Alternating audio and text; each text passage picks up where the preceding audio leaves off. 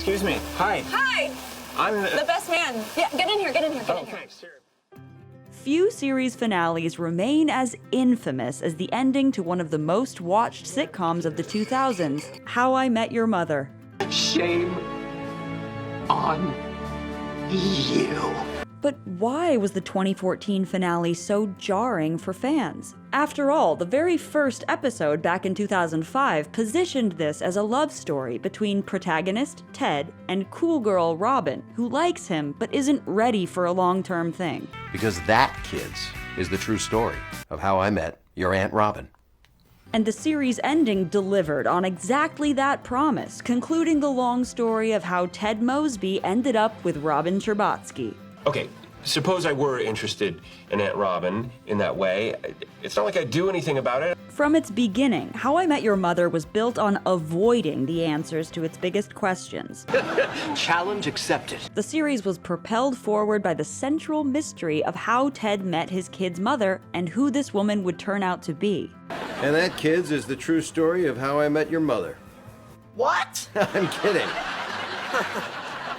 After nearly a decade of dodging answers, whatever ending showrunners came up with couldn't compare to the elaborate fan theories viewers had spent years developing. Here's our take on why the show's answer to How I Met Your Mother could never deliver on the promise of the series' original question. All aboard!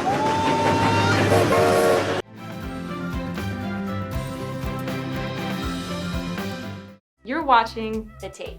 Thanks for watching, and be sure to share and subscribe.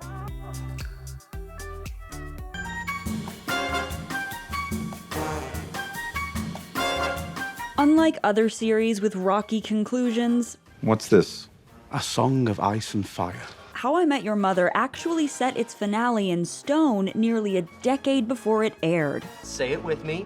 Legendary! Midway through airing the second season, producers sensed that the popularity of the show might extend its run for more seasons, which meant it could be a number of years before the show's titular question arrived at an answer. Where's my wife? This presented a problem. The passage of time would make the actors playing Ted's children unrecognizable to viewers. What the is wrong with you? What? You sat us down to tell us the story of how you met our mother 8 years ago! So, producers made the radical decision to film the finale's climactic scene what turned out to be 8 years in advance. This roadmap represented a firm sense of direction, often lacking in long-running television shows who often see a revolving door of writers and actors over the years on air. On the other hand, television is a medium that can take advantage of the luxury of time. My hands smell weird. Smell this. Yeah, they do. That's new. A series can develop and expand the story and characters in ways a 120-minute film can't. It is growth, then decay, then transformation. And as a result of character growth, the most satisfying conclusion for a show will no doubt evolve as well. Likewise, as How I Met Your Mother went on, the relationships between Lily, Marshall, Barney, Ted, and Robin grew ever more complicated. Thus, what felt right at the start of the series didn't necessarily fit for the characters or fans by the end. And this explains why many fans were upset over the decision to make Robin and Ted endgame. While this choice was in the works from the start and evidently intended to make fans happy, it was even an example of outright fan service. For many viewers, it flew in the face of years of character development. Right, she's like my best friend. Hey, whoa. Female friend, my best female friend. What may have seemed an obvious pairing at the start of the show became less so after 9 seasons of arguments, breakups, resolutions, and finally her marriage to Ted's friend Barney. 9 years of proof to the viewer why the character pairing just didn't work. Just tell me. Do you love me? No. Most saliently, fans saw this endgame pairing as very out of character for Robin. However many times she says or demonstrates that she doesn't want to be with Ted, It's a great look. But you're looking at the wrong girl. No, I'm not. Yes, you are. the show refuses to accept this. What do you want me to do, Ted? Run up to that roof, knock the ring out of Barney's hand, and say, "Sorry to interrupt, but you should be with me." And after spending years explaining why they couldn't be together, why she didn't want kids, I don't want to have kids in Argentina. And I don't want to have kids in Argentina. and how the most important thing in her life is her career, in the finale, she seems to be waiting for Ted. So by sticking to the firm destination it had plotted out years earlier, the show let down and contradicted the person Robin had shown herself to be in all that time. In these times, Sadie Doyle wrote of the harshness with which Robin was treated in the finale. Quote, "Robin, Sand's boyfriend, is condemned to a sad life of bitter spinsterhood, distancing herself entirely from the core group of friends she once loved now that she's no longer dating Ted and/or Barney. And apparently, Robin, the girl who was always happy being single, needs to be saved from this spinster fate by a man with a blue French horn." Everybody brings flowers.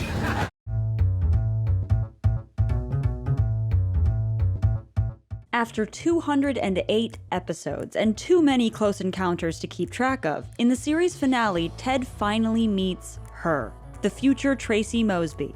Tracy is intimately woven into the final season, which takes place over the 3 days of Barney and Robin's wedding weekend. Over the last season, fan favorites return, and the slap bet is finally completed. But by the finale, there's still one more promise left to fulfill. Ted still has to find his mystery woman with the yellow umbrella. Wait a second. This is my umbrella. I left this umbrella at Cindy's. You totally stole my umbrella. What? No, I didn't. Of course, in true How I Met Your Mother fashion, Ted is the last person to meet Kristen Miliotti's character. She's revealed to have crossed paths with each of Ted's friends at one time or another, either crashing into them over the course of the wedding weekend, I'm so sorry. Are you okay? That was totally my fault. or in flashbacks. You gotta do it right. Can't be messing around picking up girls in drugstores. Fans fell in love with the charming new character as she made her way into Ted's life through his friends. Sometimes even 3 deep breaths can change everything. She proved herself to be worthy of the gang before she had ever laid eyes on her future husband. Linus, whoever that best man is, I would like to buy him a double of your finest scotch.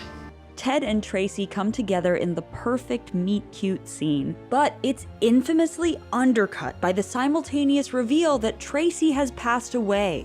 Even then, in what can only be called the worst of times, all I could do was thank God that I had the guts to stand up. This whole time, Ted has been a widower, and this story he's been telling about his kid's mother hasn't been a rom-com, but a romantic tragedy. Walk over to her, tap her on the shoulder, open my mouth, and speak. And then we're shown the scene filmed nearly a decade ago. Ted has reached the end of his tale, and his children are frustrated with their father. You made us sit down and listen to the story about how you met Mom, yet Mom is hardly in the story. So it's quickly revealed that this still is a rom-com. They've just done a bait and switch with the female lead. No. This is a story about how you're totally in love with Aunt Robin. One key reason that the finale backfired is that the writers evidently didn't give enough thought to how much screen time they offered audiences to emotionally process important developments versus the amount of time those same events took for the characters in story. Mom's been gone for 6 years now. It's time. Even though Ted only met the mother of his children in the finale, the show's audience had just spent an entire season falling in love with her. It is the titular role! No. Thus, her sudden death felt unsatisfying and brutal. Not the answer to How I Met Your Mother that audiences had waited 9 seasons for. The joke in the pilot that this story is really about Ted and Robin, Aunt Robin? I thought this was how you met Mom. feels sinister when these two get together mere minutes in screen time after the death of a beloved character. What, I just call her up on the phone and ask her out on a date? Yes! And then there's Barney and Robin. In a quick fix in the finale episode, Barney and Robin break up just 1 episode after being pronounced man and wife. I know I'm always traveling. We both hate it when I'm gone. We both hate it when I drag you with me. Neither of us is happy. Is this just not working anymore? Sure, in their lives, this uncoupling happens 3 years after their entry into holy matrimony, but viewers had just spent 22 episodes literally at their wedding, only for their pairing to be ripped away like a cruel joke. We got divorced. The casualness with which showrunners threw away Barney and Robin's marriage, and the life of the titular mother were severe shocks to longtime viewers. This harshness felt out of step with 9 seasons centered around the importance of friendship and the care we should give to those closest to us in our lives. The friends, neighbors, drinking buddies, and partners in crime you love so much when you're young. As the years go by, you just lose touch. And beyond whether viewers were happy with the narrative conclusions for each individual character, there's the question of what ultimate message the show sent with its final choices. And when you love someone, you don't stop, ever. Even when people roll their eyes or call you crazy, even then, especially then. You could interpret this ending as stressing the importance of friendship. By having Ted end up with Robin instead of the mother, the writers make the case that you're supposed to end up with the person you really know best, even though your relationship is messy and not perfect. Robin Mosby! Robin Stinson! Ted Sherbatsky! I'll take her name. I don't care. As opposed to looking for that ideal stranger soulmate who will magically transform your life. Viewed through this lens, Ted's ending up with Robin could be seen as a rejection of his perfectionist search for the over-the-top fairy tale romance. Hi, you probably don't remember me, but Halloween. 10 years ago. On the other hand, this show, whose creators reportedly rejected the inevitable Friends comparisons, decided to follow in that show's footsteps by forcing an ending where 2/3 of the original gang finish coupled up. you got off the plane. The comparisons between the two series were, of course, inevitable. Both sitcoms set in New York City follow an insular group of friends who gather every day at the same location and never seem to acquire any new pals. Carl the bartender! Dude from my bodega! Steam cleaning coupon guy! Mom! The main thing that set How I Met Your Mother apart from Friends in a serious way was the titular question at the heart of the show. The mysterious mother spoke of an outside world, a stranger from the future, someone our protagonist has not yet had the chance to meet. There is something more waiting out there we were promised. But I did get a little bit closer to meeting the woman of my dreams. And your mom? Well, she got her yellow umbrella back.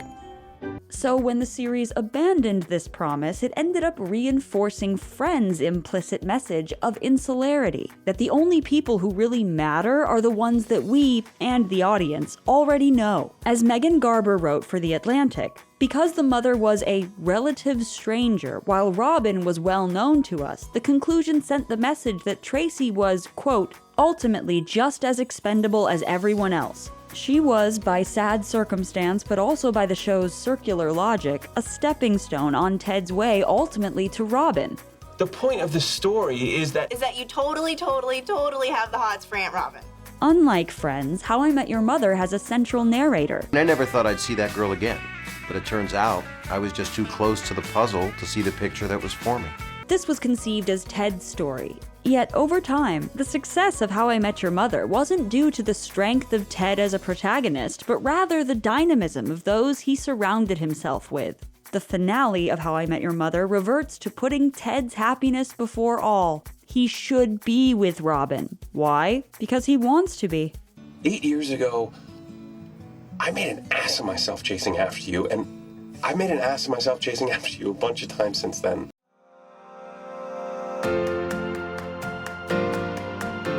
The audience plays an important role in the development of television. Gaps between seasons provide viewers with time to speculate, form fan theories, and engage with creators online and in other fan spaces. I have to fangirl for a second because Neil Patrick Harris is up there and he's awesome. In Hillary Robson's Television and the Cult Audience, she differentiates between two types of TV viewers, the casual and the ritual. The casual viewer engages with the material on a semi-regular basis, while the ritual viewer is a die-hard fan who dedicates time and energy to dissecting major plot points and retaining character details in order to enrich their watching. Robson's cultists are often associated with more stereotypical cult TV like Battlestar Galactica, Star Trek, Game of Thrones, or Star Wars. Ted, the only people in the universe who haven't seen Star Wars are the characters in Star Wars, and that's because they lived them, Ted. That's because they lived the Star Wars. But How I Met Your Mother's central mystery and serialized plotlines also made this episodic sitcom ripe for fan theories and cult viewership. Now, a lot of you guys in the past have requested a conspiracy theory about How I Met Your Mother. In the weeks and months after the finale aired, one way that viewers processed the finale's unpopular decisions was by creating fan edits. One of the most popular online edits was just 3 minutes long. Now removed from YouTube, it ends moments after Ted and Tracy meet on the train station platform as Ted announces, "And that, kids, is how I met your mother." No matter where you stand on the How I Met Your Mother finale, at the end of the day, the show was never really about who turned out to be the love of Ted's life. How I Met Your Mother was a show about friendship. I love you guys so much, I can't even move to the second part. As Garber wrote in The Atlantic, they were friends who were more family than family. Sometimes we fail to appreciate these platonic relationships because we're fixating on the need for a perfect romantic partner. There's millions of people in this city. How in all this mess is a guy supposed to find the love of his life? How I Met Your Mother reminded us that even when we're looking for our soulmate, we shouldn't forget about the people who are already there. So when we look back at How I Met Your Mother, it's not the final meeting that we'll remember, but the how, and all the moments in between. Because the how is the real heart of any story. Because sometimes, even if you know how something's going to end, that doesn't mean you can't enjoy the ride. If you're new here, be sure to subscribe and click the bell to get notified about all our new videos.